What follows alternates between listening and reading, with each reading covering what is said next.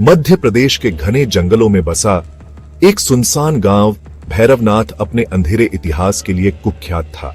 गांव के पास एक पुराना रास्ता था जिसे रक्त रंजित रास्ता कहा जाता था। रात को इस रास्ते पर कोई नहीं जाता था क्योंकि जो भी वहां गया वह कभी वापस नहीं लौटा। स्थानीय लोग बताते थे कि रास्ते के किनारे एक प्राचीन मंदिर था जहां सैकड़ों साल पहले एक तांत्रिक ने खून की बलि दी थी और उसकी आत्मा आज भी वहां भटकती थी। उस्मान, एक बेखौफ यूट्यूबर जो अपने चैनल आर्टिकल 302 के लिए रहस्यमयी कहानियां कवर करता था, ने इस रास्ते की कहानी सुनी। उसने फैसला किया कि वह अपने दर्शकों को कुछ ऐसा दिखाएगा जो पहले किसी ने नहीं देखा। अपने कैमरे, टॉर्च और एक छोटे से चाकू के साथ वह रात के 1 बजे उस रास्ते की ओर चल पड़ा। उसने अपने कैमरे में रिकॉर्डिंग शुरू की और उत्साह से कहा, दोस्तों, आज हम उस रक्तरंजित रास्ते का सच जानने जा रहे हैं। क्या यह सिर्फ एक कहानी है या वाकई में यहां कुछ भयानक छिपा है? जंगल का सन्नाटा डरावना था।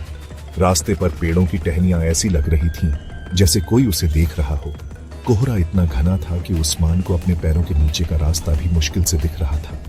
उसने कैमरे की ओर देखा और कहा, यहाँ की हवा में कुछ अजीब सा है, जैसे कोई हमें देख रहा हो। कुछ देर चलने के बाद उसे रास्ते के किनारे एक टूटा फूटा मंदिर दिखा। मंदिर की दीवारों पर खून के धब्बे जैसे निशान थे जो शायद सालों पुराने थे। उस्मान ने कैमरे को मंदिर के अंदर की ओर घुमाया। वहां एक पत्थर की मूर्ति थी जिसके चेहरे पर कोई आंखें नहीं थी, सिर्फ 2 गहरे गड्ढे। मूर्ति के सामने एक पुराना चाकू रखा था जिसका हैंडल लाल रंग से रंगा हुआ था। उस्मान ने उस चाकू को छूने की कोशिश की, लेकिन तभी उसे एक जोरदार फुसफुसाहट सुनाई दी। इसे मत छू। उस्मान ने चौंक कर इधर उधर देखा, लेकिन वहां कोई नहीं था। उसका दिल जोर जोर से धड़कने लगा। उसने कैमरे में कहा, दोस्तों, मुझे लगता है यहां कुछ गलत है। तभी मंदिर के बाहर से एक अजीब सी आवाज आई, जैसे कोई भारी चीज जमीन पर घिसट रही हो। उस्मान ने टॉर्च की रोशनी बाहर की ओर की और उसे एक काली आकृति दिखी जो पेड़ों के बीच गायब हो गई। वह डरते हुए मंदिर से बाहर निकला, लेकिन अब रास्ता पहले जैसा नहीं था। पेड़ों की टहनियां अब और करीब लग रही थीं, जैसे वे उसे घेर रही हो। उसने कैमरे को ऊपर उठाया और देखा कि लेंस पर खून के छींटे जैसे निशान पड़े थे। ये कहां से आया? उसने घबराते हुए कहा। तभी उसका कैमरा अचानक बंद हो गया। जब कैमरा फिर से चालू हुआ, उस्मान एक गहरे गड्ढे के पास खड़ा था। उसके हाथ में वही लाल हैंडल वाला चाकू था और उसका चेहरा पसीने से भीगा हुआ था। उसने कांपते हुए कैमरे की ओर देखा और कहा, मुझे नहीं पता मैं यहां कैसे पहुंचा। ये चाकू, मैंने इसे नहीं उठाया। तभी गड्ढे से एक ठंडी हवा का झोंका आया और उसमें से एक भयानक आवाज गूंजी, तूने मेरा रास्ता चुना, अब तू मेरा है। उस्मान ने पीछे मुड़कर देखा।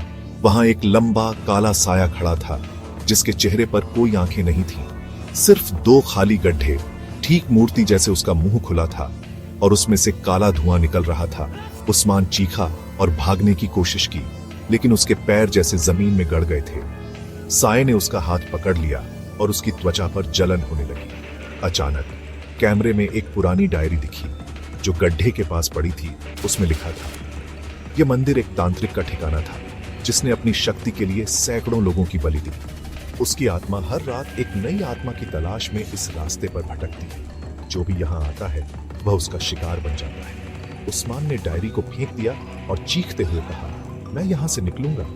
लेकिन तभी साये ने उसे गड्ढे की ओर खींचना शुरू कर दिया। कैमरे में उसकी आखिरी चीख रिकॉर्ड हुई और फिर सब कुछ अंधेरा हो गया। अगले दिन कुछ स्थानीय लोगों ने उस्मान का कैमरा जंगल में पाया। उसमें आखिरी रिकॉर्डिंग थी जिसमें उस्मान को गड्ढे की ओर खींचा जा रहा था। लेकिन सबसे डरावनी बात यह थी कि कैमरे के लेंस पर खून के ताजा निशान थे, जैसे किसी ने उसे अभी अभी छुआ हो।